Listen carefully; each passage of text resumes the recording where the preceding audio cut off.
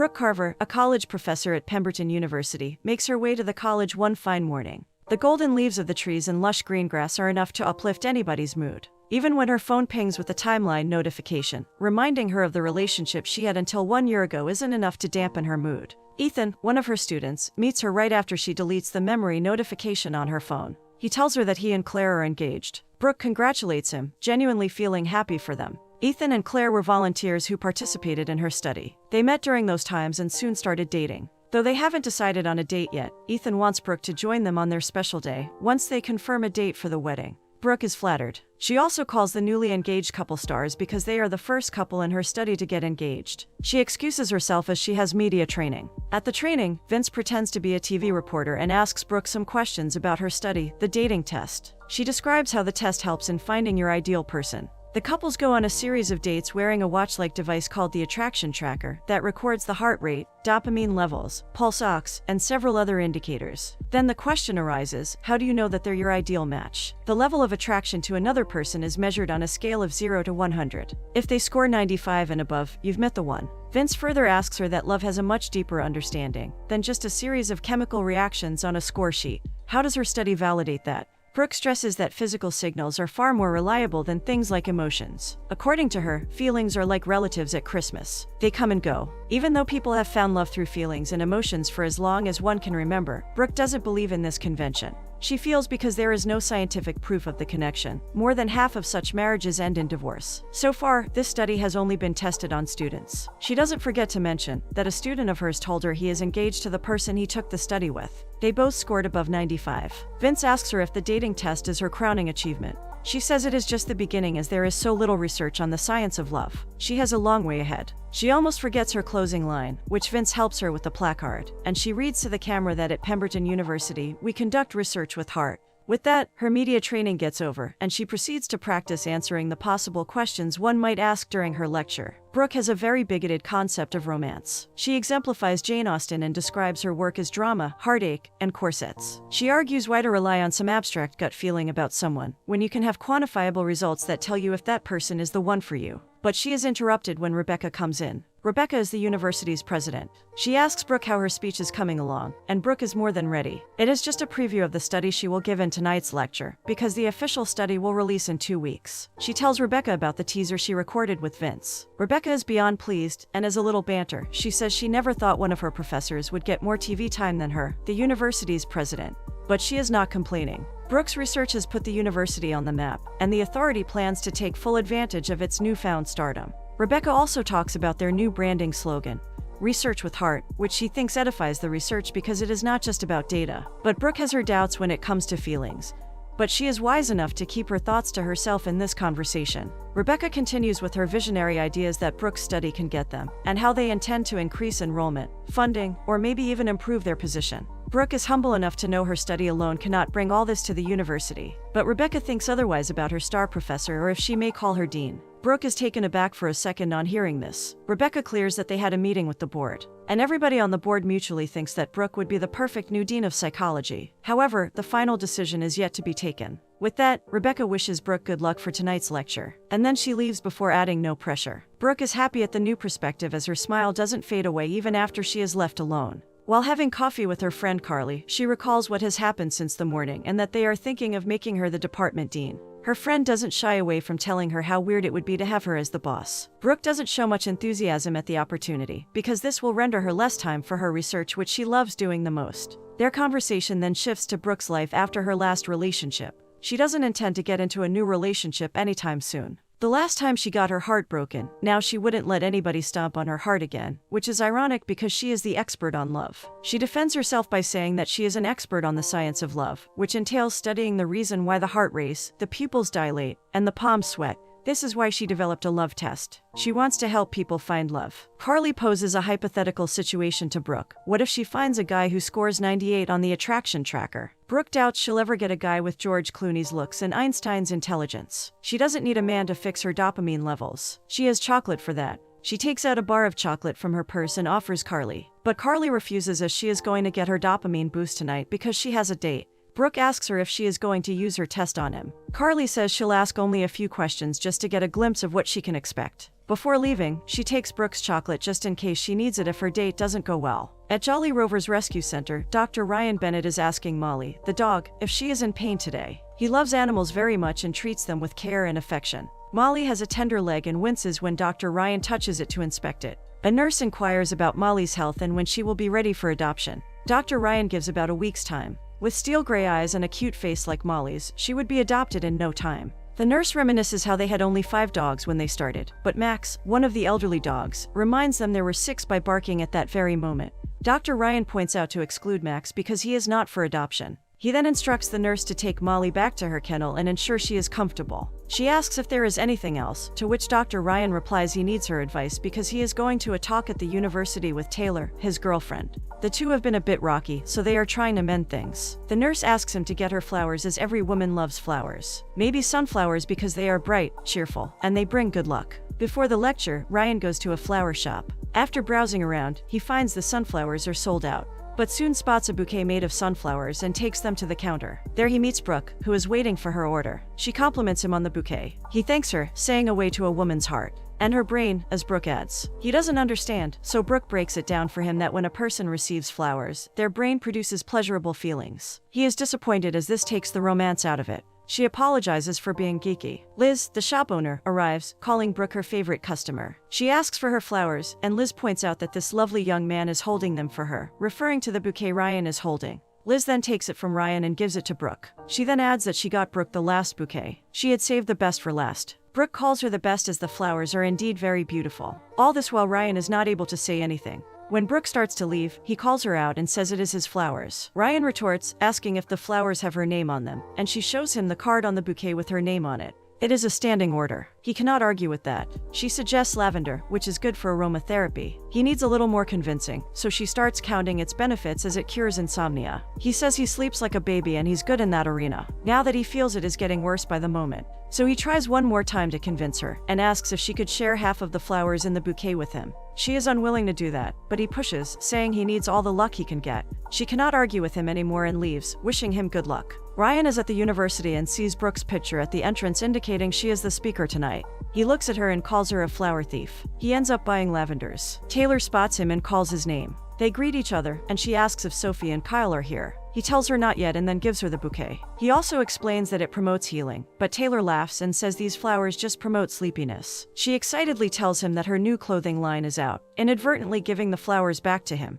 She starts showing him pictures of it on her phone. Ryan calls them nice, which Taylor doesn't like because these are $1,500 outfits. Ryan laughs at the outrageous prices and asks whether people actually pay that. Now irritated, Taylor replies yes and taunts him by saying that people with money pay that kind of amount, something he had when he worked with Kyle. Ryan is about to say something when Kyle and Sophie arrive. They are all looking forward to the lecture. Ryan asks about the woman giving the lecture, so Sophie describes how Professor Brooke organizes studies on love. And she has developed a wearable biosensor that monitors your body's attraction to another person. Ryan calls it incredible and ridiculous. Kyle tells him that her study will be published in the Psychology Journal. Ryan makes a comment on that too, and upsets Taylor. She complains that everything is a joke to him. Ryan defends himself. He just believes it is not how love works. It is a feeling that hits you like a giant fireball, love at first sight. One should forget about it if it doesn't happen on the first date. The ladies find it pointless to argue with Ryan, so they go to the lecture hall. The men follow. Before Ryan enters the lecture hall, he gives the flowers to the worker standing at the door, and says it is all your fault to Brooke's poster. Brooke is getting ready backstage when Rebecca comes to see if she's ready and tells her that the lecture will be recorded. She wishes her good luck and calls her Dean Carver. Brooke thinks about it for a second and likes the sound of it.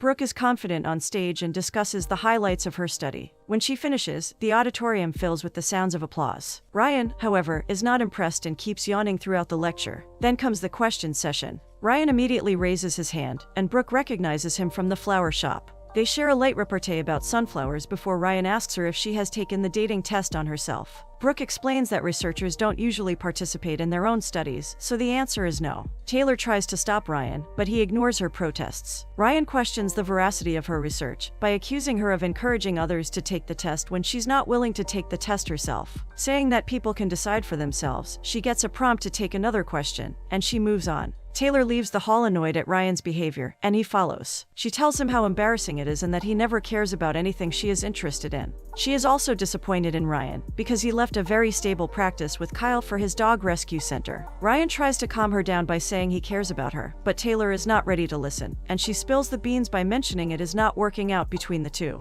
She storms off, leaving Ryan sighing. Backstage, Rebecca and Vince meet Brooke. They apologize for asking her to move on to the next question because it could have affected the big launch. Brooke doesn't mind and says she can handle the guy. Rebecca offers to edit the video. She then congratulates Brooke on a fantastic presentation. Brooke is looking at the recording of her lecture when Rebecca walks in, assuring her once again that they will edit what happened in the question session, because they cannot afford any hurdle before the big launch. There is too much riding on the big study. Vince also enters her office looking a bit tense. He says there has been an issue. Someone had recorded the incident on their phone, and now the clip is going viral. It is going to affect the study's credibility and Brooke's reputation, along with the university's reputation and all those things that are riding on the success of this study. They declare it an official disaster unless Brooke takes the test. Brooke agrees to take the study. Her plan is to find a single professor on the campus, and they'll be finished in a week. Vince wants to know what if she finds her perfect match. Brooke scoffs at the possibility. At the rescue center, Ryan is showing Kyle his plan to expand the space for more kennels. Kyle appreciates him for how good this place looks. He then shows Kyle the mapped-out version of his plan, which impresses Kyle. So there is no chance that Ryan is coming back to practice as he has his heart set on this rescue center. They talk about Ryan's fight with Taylor, who is not talking to him. He also tells Kyle about a PR, who called from the university to take the dating test with Professor Brooke. Of course, he refused to take the test because he thought they wouldn't even have asked Brooke if she wanted to take it with him. Kyle wants to know what if Brooke agreed to do it. Ryan still would refuse. The PR also offered him a stipend. Kyle thinks Ryan should do it, as it is just going to be a week. Ryan is still not sure, but Kyle poses a possibility that he might get Taylor back because by taking the test, he will show Taylor that he is taking her interests seriously. And he also asks for a cut from Ryan's stipend. Ryan finally agrees. They then discuss how to tell Taylor. Kyle proposes if he tells Sophie, she will tell Taylor. Now with that problem solved, they discuss the second possibility of Ryan falling madly in love with Brooke. Ryan is sure that would not happen because he would have felt something on their first meeting, but he didn't. Now they have nothing to worry. At her office, Brooke is talking to Dr. Matthews over the phone, asking him to date her for a week for the study. He agrees, but before that, he needs to check in with his wife. Brooke disconnects the phone as quickly as possible. At that moment, Rebecca and Vince enter her office, saying the search is over as they have found a perfect match for her to take the test with. Vince tells her he is a doctor, and Dr. Ryan Bennett enters the office. Brooke doesn't believe them and thinks they are joking. Rebecca clarifies it is not a joke, and Ryan has agreed to take the test with her. However, as soon as Ryan and Brooke start talking, they are at each other's throats. Rebecca remarks if the dating test can make these two fall in love. It can make anybody fall in love, considering how opposite their personality is. The next day, Brooke and Carly are looking at Ryan's profile. Carly thinks he is cute, and running a dog rescue center only adds to his charm. Brooke's first date with him is that evening. They also find a photograph of him with Taylor and deduce the flowers were probably for her. But it doesn't matter because it is all for a show. Carly thinks it is fate that they met at the flower shop, and Brooke thinks it is a fluke. She can't wait for the week to get over, but her friend is excited at the possibility of Brooke finding true love. In the evening, Ryan is reading about Brooke. He finds her attractive and wished he had professors as attractive as her. He visits her in her office the next day. Brooke has a spreadsheet prepared for their date plan and its objectives. She hands him a folder of the complete study, a list of questions, and types of dates and makes him wear the biosensor. She explains to him its functioning, and she'll also record the scores after each date. She ignores all his attempts to make jokes and continues explaining the process unhinged. She will also compare their compatibility score on different aspects. The dates they will be going on have been named as an introductory date, a stress-inducing date, followed by a romantic date. She asks him if he wants to go through the list of questions in the folder, but it seems very methodical to him. So he says he is just going to focus on knowing her a bit. She starts recalling all the things she has found about him through social media. He does precisely the same and recalls all that he had read about her the previous evening. They start discussing the list of questions. The first question asks 3 things in common, which is easy as they both grew up in the same city, both are doctors, and both are stumped on the third thing. Ryan asks the next question, which asks them when they sang to themselves the last time. Brooke answers only once, and that is also the most embarrassing moment of her life, which answers question number 16. Ryan tells her that he sings to himself from time to time around the house. For the next few questions, they have identical answers, which surprises them both. In between their question-answer spree, Ryan gets a text. It is an emergency. Brooke proposes to reschedule, but Ryan asks her to come with him. She agrees reluctantly. At the center, he has a dog with an obstructed airway. There is no time to sedate him, so he plans to perform the Heimlich maneuver or the abdominal thrust. He asks Brooke to get away, and in a matter of seconds, he takes out the obstruction. Brooke is impressed at his adroitness. While walking Brooke back home, they start talking. Brooke asks him why did he choose to become a vet. He tells her that his love for animals made him choose the profession. He tells her about the private practice he was doing before he opened his own adoption center, which has been his dream. She tells him that it was her dream to become a scientist. This way, they found their third thing in common. Both have their dream jobs. Before saying goodbye for the day, they discuss their date the next day. They have to choose stress-inducing activity. They also agree that today was the weirdest date as it was planned on a spreadsheet, and they spent their time saving a choking dog. Carly asks about Brooke's date as they practice yoga in the morning. Brooke tells her everything that happens and also laughs because it is funny how things turn out to be. Carly has a feeling something more happened, but Brooke dismisses it. When she asks about the score, Brooke says she will have to recalibrate it. Carly pushes her to tell, and Brooke finally gives in, telling her they scored 88 and 89 respectively. It is a pretty impressive score for the first date, but Brooke thinks it is an anomaly. She is not ready to accept it just yet. They then shifted to Carly's date, which was a disaster. Carly decides that she is going to go for speed dating in the future, asking just 3 questions. Brooke asks her what she thinks of Vince, because she thinks Vince like Carly, by the way he shyly looks at her. Carly clarifies that Vince looks at everybody with that shy smile. On their stress-inducing date, Brooke and Ryan go bowling.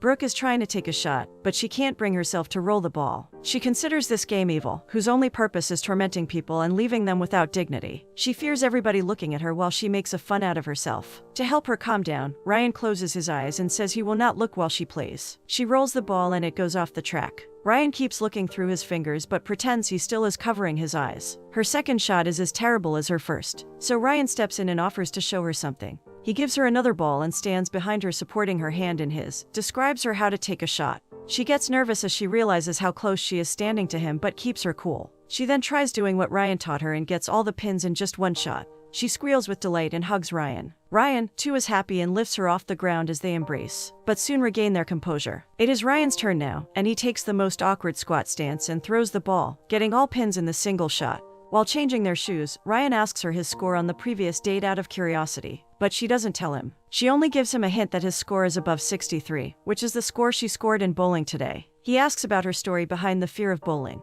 She tells him that it is childhood trauma. It was her brother's 8th birthday. She was 10. They had a bowling party, and she was getting ready for her turn. So she started swinging the ball back and forth when it slipped, taking down his brother, 3 of his friends, and the party clown. No one got injured, but the ball didn't stop rolling until it smashed the snack bar. It was traumatic for the kids. He then asks if there are other questions left from the questionnaire. One of them is describe a perfect day. So she goes first and tells him a story about her cousin's wedding when she was little. She had lost her stuffed owl and was inconsolable, but she had to walk down the aisle as she was the flower girl. When she got to the church, the bride handed her a huge bouquet of sunflowers and said they would brighten even the darkest day. And for her, they did. Even today, whenever she feels down, she buys sunflowers for herself. It is now his time for his stress-inducing date. He warns her that it can be painful for her, which can be understood when he takes Brooke to a dance studio. They are dancing, and Ryan thinks it is a bad idea, because he has already stepped on her foot several times now. But Brooke encourages him to keep going, and they dance to slow music. They both discuss how they were in their high school, and for a moment, there was a spark between them.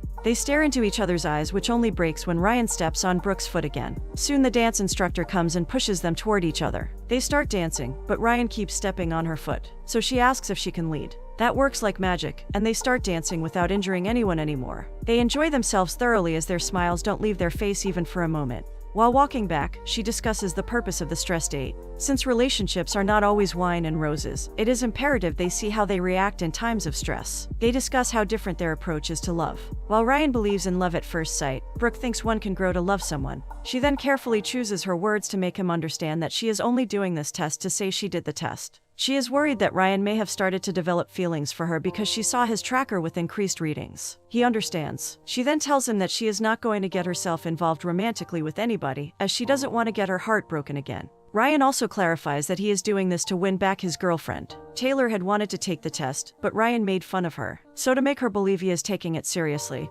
He agreed to the test. Brooke proposes they can woo Taylor by showing her how good he is doing in the test with Brooke. She asks him to join in the video they will be making the next day to discuss how her test with Ryan is going. He agrees to join. Tomorrow is also their last date, the romantic date on the list. Ryan discusses his date with Kyle and shares that he felt a spark when they were dancing. He starts telling him all of Brooke's nice qualities, her fun side that he couldn't see at first. But now that he sees her, he has come to like her more. Kyle teases him for being lovesick, but Ryan tells him that Brooke has made it clear she is only doing this for her study. He discusses his video plan with Kyle and asks him to bring Taylor to the university in the evening. He asks him not to disclose about him being in the video because he wants to surprise her. In the evening, Rebecca and Vince come to meet Brooke before the video recording. They appreciate her idea to invite Ryan. This way, they can link this video to the viral video, and the reputation of the university will be saved. Vince also gives her a new script. She is not sure she can memorize it, but he tells her that everything is going to be on the prompter. Carly also comes to wish her luck. Rebecca reads the test scores and comments that they might be falling in love, but Brooke is still in denial.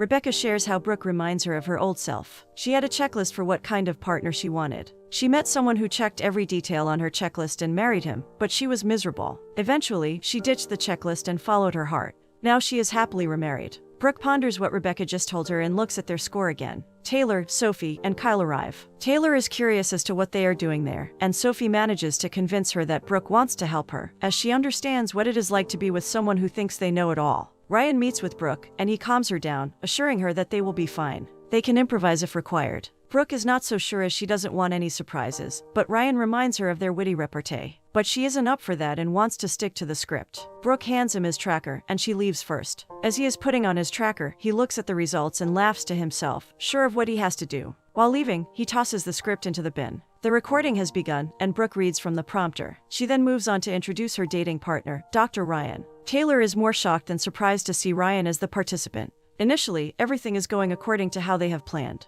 Both are reading from the prompter, but Ryan suddenly starts to improvise and asks her which of the dates has been her favorite. Brooke is surprised and stops speaking for a moment. Then she catches up on what he is doing and starts to go along, recounting all the moments from the time they have spent together. Vince gets worried and tells Rebecca they are not following the script, but she doesn't worry in the least. Ryan starts telling her about the spark he felt while dancing, or how he got a warm, tingly feeling when they looked into each other's eyes. He expresses how amazing it is to fall in love with someone after you start knowing them. It is like a heavy blanket on a cold morning. Finally, he says what they have been doing feels right and a little scary. They get lost in each other for a bit but soon come back to reality and finish off the interview, holding hands and sharing their usual banter. Hearing all this creates an awkward situation for Kyle and Sophie. What they thought would be redemption for Ryan, and a chance to bring back Taylor and Ryan together, turned out to be a disaster. For Taylor, it was the end of her relationship.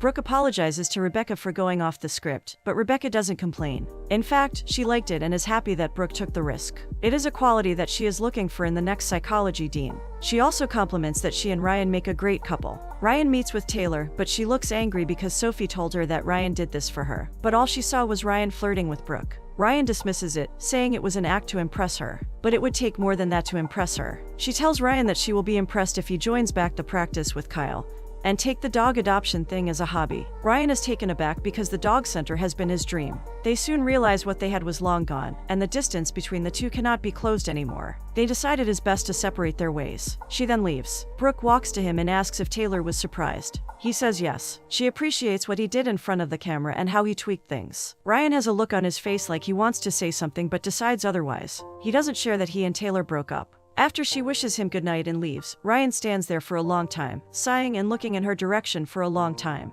Brooke is looking at the footage from the recording, and when she looks at Ryan saying all those lovely things to her, she feels butterflies in her tummy. She is also attracted to him, but she doesn't want to accept it. Ryan is at his rescue center and is happy because Molly is much better now and ready for adoption. He asks the nurse, Jen, to close up tonight. She asks if he is going out with Taylor. He tells her that they broke up for good this time. She confesses that Ryan and Brooke looked cute in their video, and there is a possibility that things might work out, and they end up becoming a couple. He thinks it is unlikely. It is their last date tonight. Ryan and Brooke are on a romantic date. A candlelight dinner, expensive wine, and white tablecloth meet all the criteria of a conventional romantic date.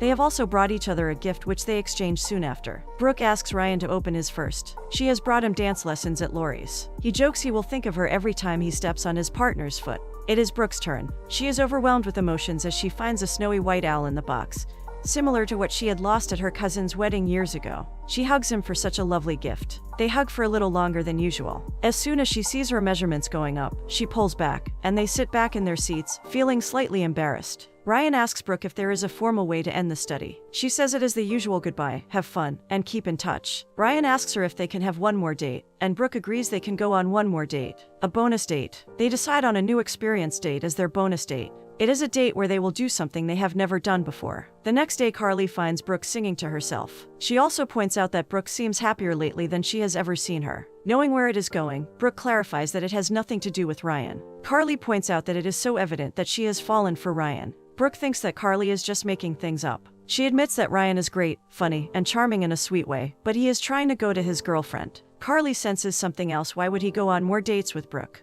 But Brooke is too scared to expose her heart. Her plan is to go on the last date, thank him for his participation, and never see him again. On their last date, Ryan visits Brooke at her home. For the new experience, they have decided to bake as neither of the two has baked before. They are baking chocolate chip cookies without a recipe. It is going to be an adventure. They have a lovely time baking cookies with their heart. The cookies turned out to be pretty good, considering they didn't follow a recipe and did what felt right. Ryan finally answers question 11, asking to describe a perfect day. He says that lately, every day is a perfect day for him. She asks how. Ryan wants to show her rather than tell her about his perfect day. He takes her to his rescue center and says his perfect day starts here. He shows her the photos of all their dogs put on the notice board. Molly catches their attention, and Brooke rushes to pet her. Max comes too, as he gets jealous. They take Max and Molly for a walk. Ryan again asks her his score on the test, but she doesn't tell him and says she will reveal it on her launch day. As they stop, Molly and Max start playing and get Ryan and Brooke tangled with their leashes. Ryan suddenly declares that Brooke is in love and she should admit it.